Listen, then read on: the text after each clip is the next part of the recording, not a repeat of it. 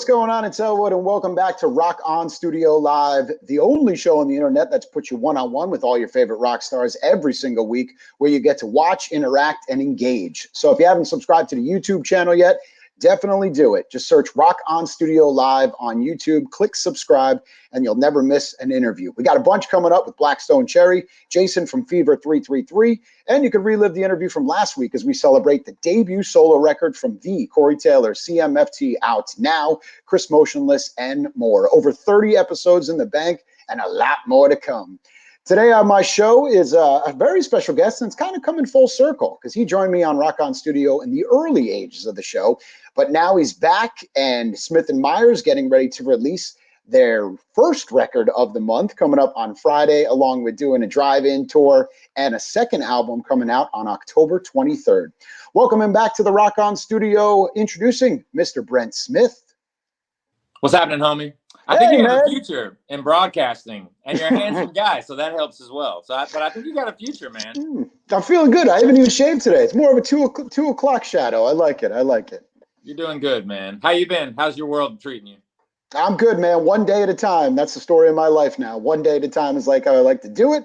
But we're doing good. We're staying safe, and we're progressing through the year, which is nice. Yep. We're starting to see more concerts. People are getting creative. Yep. And I'm healthy, so life is good. How you doing? Good, man. You know, like you said, it's been a lot of juggling this year. It's been a lot of just educating ourselves. I mean, as a society and as people. But at the end of the day, also, man, there's a lot to be done. You know, I look at it at this point in time, you know, when it comes to COVID and all those elements, you know, each day is a day closer to figuring out what we're going to need to do to get past it.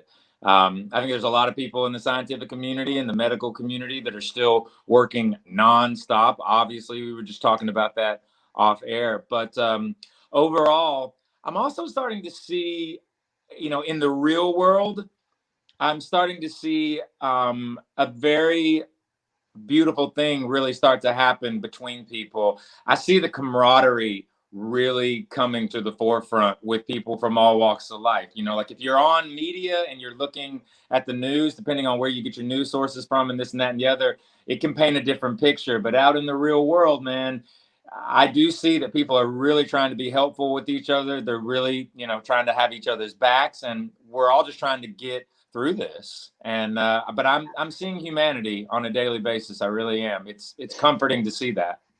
Yeah, it's amazing. We were just talking about ideas, even for the simple things like trick-or-treating for the kids, buying PVC pipe to throw candy through the tube out to the little sidewalk.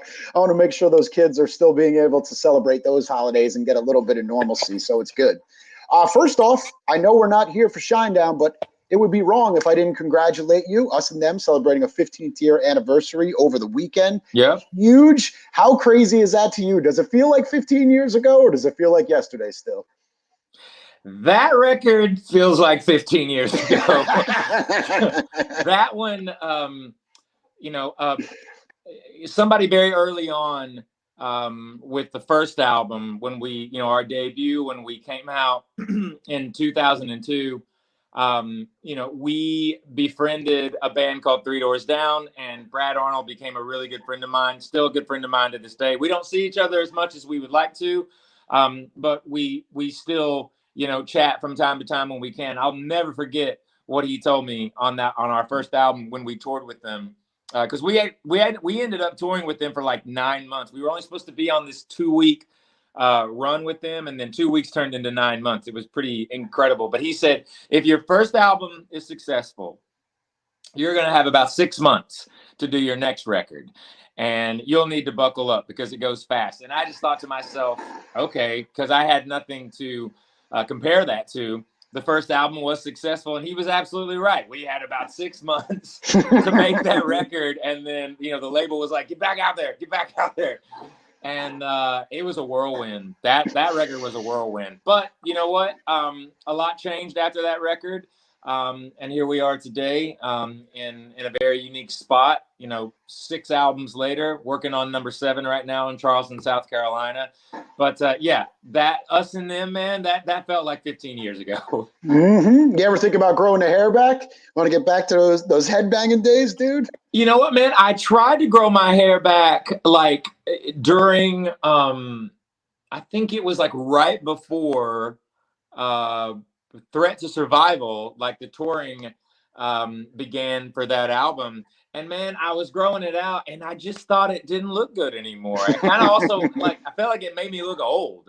Like you're trying a little too much here, bud. So I just cut it off. I don't know if it'll ever grow long again.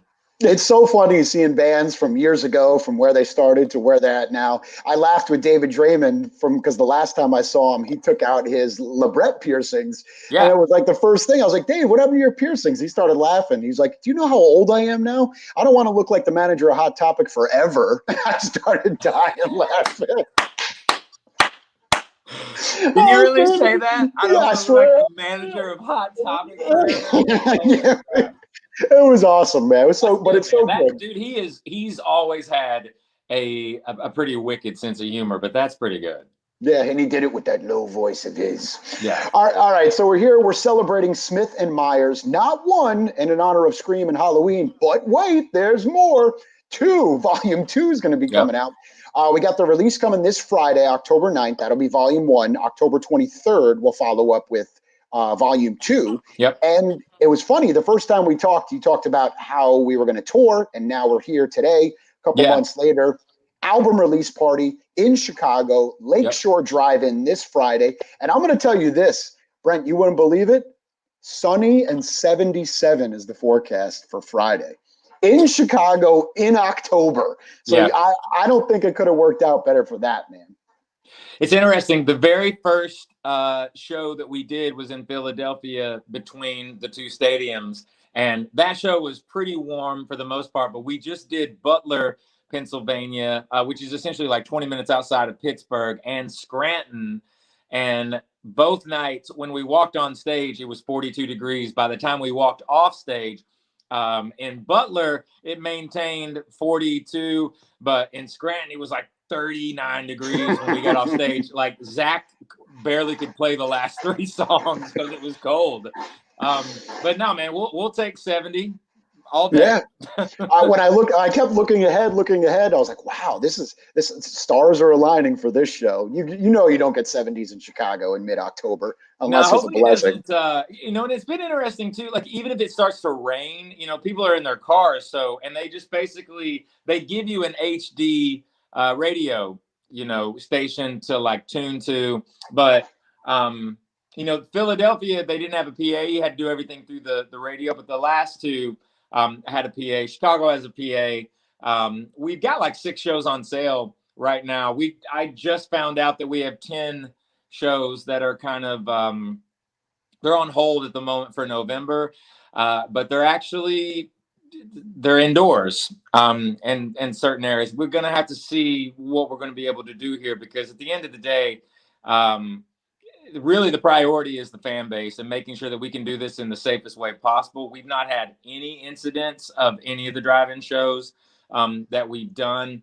The mayors of these cities have been really, really great. We have to talk to the local police department, the health department, obviously the governor of those states. They have to sign off on these shows and what have you. So it's very meticulous. At the end of the day, we're trying to make sure that the people can come to these shows with an understanding of, yes, it's socially distanced, but it's still a show. We're still able to pull it off. It's still about the music, but you still got to be careful right now, man. We don't have a predominant vaccine yet. And as each day unfolds, we're getting closer to that.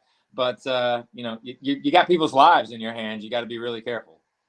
Wherever you're watching from right now, check out Smith and Myers Official to get all of your dates. Don't forget, if you guys got a question or a comment, Rock On Studio Live gives you the capability of doing that, so drop it on down. I got a great question here. Well, I'm telling you it's a great question. So you guys have always done the Smith and Myers thing when doing covers. Yeah. You decided to take it to the next level and do originals on this record. 10 covers, 10 originals is how it's broken down. Yep. My question is, when you do these cover songs, bring the viewers and listeners through the process of a song that you kind of want to do mentally. How do you prepare yourself to rearrange that, to make it your own? Do you say, let's go straight at this one? How is the process done of choosing what song you want to cover and how the arrangement is built? For this particular process with these two volumes, it was important to have 5 and 5. So each volume, it's original, cover, original, so on and so forth, like that. They kind of marry each other in a way between the covers we've chosen and the originals. With the original songs, we wrote a song a day. We did that on purpose because we wanted there to be a freshness each day to everything. Not that we like rushed through it for the sake of rushing through it, but the other side of that was we noticed the original material, it came as a flood. Like we had a lot of creativity. The things that we're talking about in Smith and Myers is not necessarily subject matter that we would tackle in Shinedown. It's a bit more personal. The categories and the subject matters are different. But ultimately, for us, between the original material and the covers, we wanted to also make sure with the covers that there were a lot of peaks and valleys, a lot of different styles. But you also don't want to make a carbon copy of that song. So you look at what the artist did when they wrote it, and you say to yourself, okay, why do I think I can contribute to this and show the song maybe in a different light? And one of the reasons that we chose the songs that we did had a lot to do with the lyrics in those songs, from Billie Eilish to Post Malone to Billy Idol with Rebel Yell to, we did Peter Gabriel, Sledgehammer, Valerie by Amy Winehouse. We did the Righteous Brothers, Unchained Melody. We did NXS, Never Tear Us Apart. We did Oasis, Don't Look Back in Anger. REM, we did Losing My Religion. But when you talk about something like Rockin' in the Free World by Neil Young, it's known as a rock song, 4 on the Floor, kind of punk rock song. But I don't think that people really have ever listened to what he is saying in that song. So we stripped that down to a vocal and a piano, because the story that's being said in that song is so powerful. I've often said that second verse in that song is, in my opinion, one of the most poetic verses of any song in the history of music. And it was important to take these songs and kind of show them in a different light, but to really focus on songs where you may have not thought the story or the lyrics were as deep as they were, and kind of exposing that. That's amazing. I was lucky enough to see you and Zach do a private performance live from Nashville last week. And it was unbelievable to see you guys in that amazing, I don't know if it's studio or church or what it is. Ocean Way Studios on Music Row. And I've got to see you guys perform a lot over the years. You got very emotional during those performances, and you could tell you could tell with Rockin' in the Free World how close that is to your heart. And as you're explaining it with that second verse, it was very cool and very open to see you getting emotional, even in a private Zoom like that. It hits you so hard performing that song.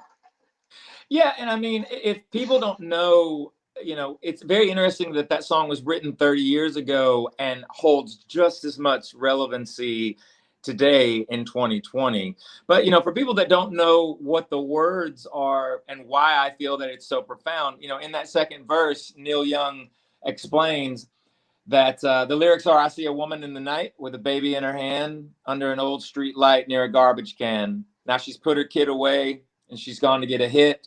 She hates her life and what she's done to it. And now there's one more kid that'll never go to school, never get to fall in love, and never get to be cool. And it's just, it's heavy, and it's poetic, and it's meant to create, for me anyway, when I think of those types of songs and I hear that kind of a lyric, it's very much, in some ways, it's poetic justice, but it's also, those types of statements, especially nowadays, I feel like those need to be spoken. I feel like people really need to know where the heart of the matter is in these songs. Yes, powerful lyrics by a very amazing musician.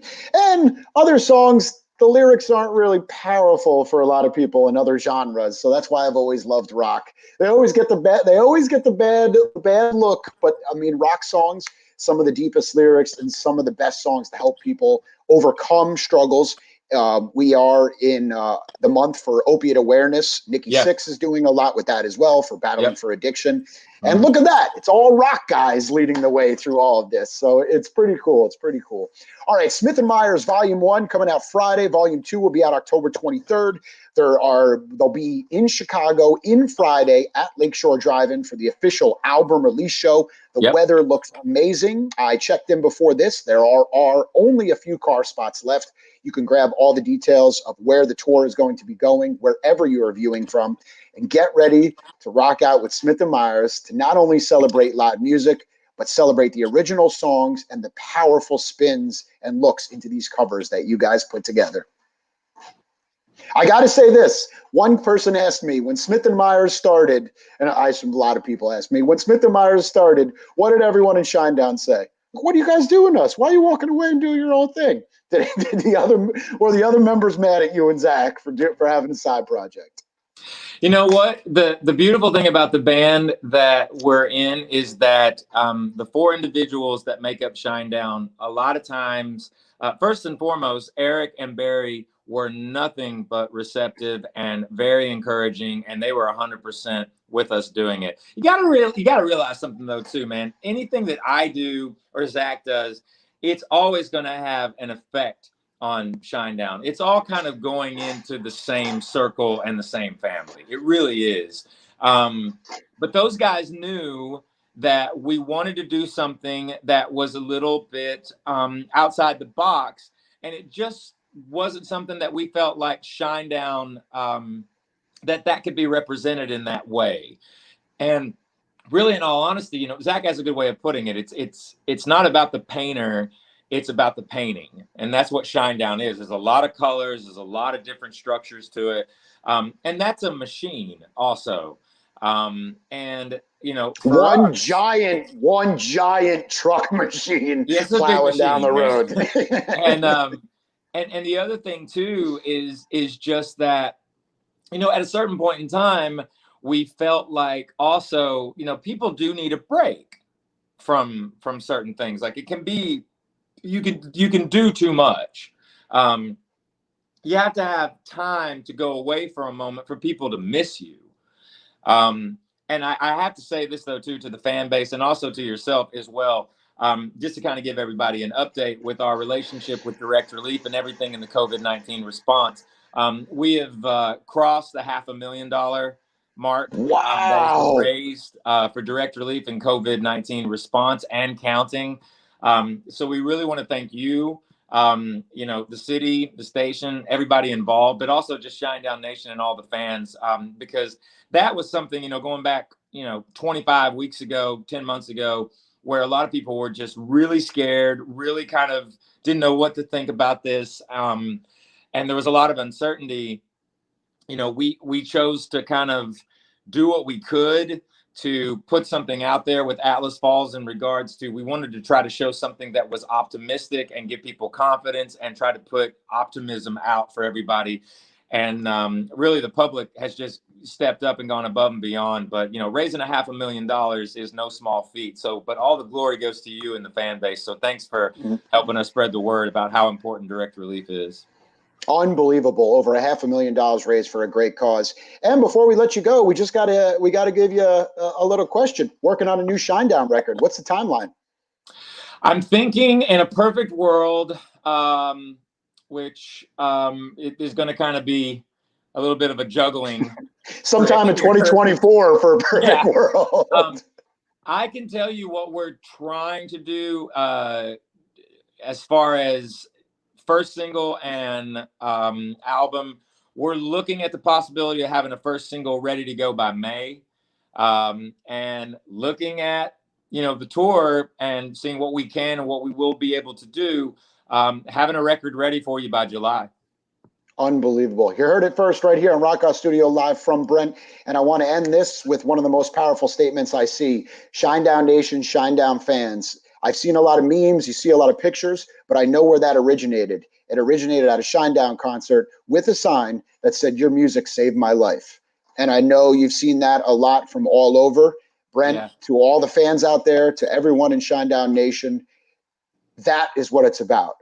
I know I've talked to people personally, and they've said the music saved my life. So just know all the hard work, the 20 million flights, the drive-in concerts, the late night sessions, these interviews that you do, all of it comes down to your music saved somebody's life. And I think that's the one thing we can all agree on, and the best compliment you could ever receive.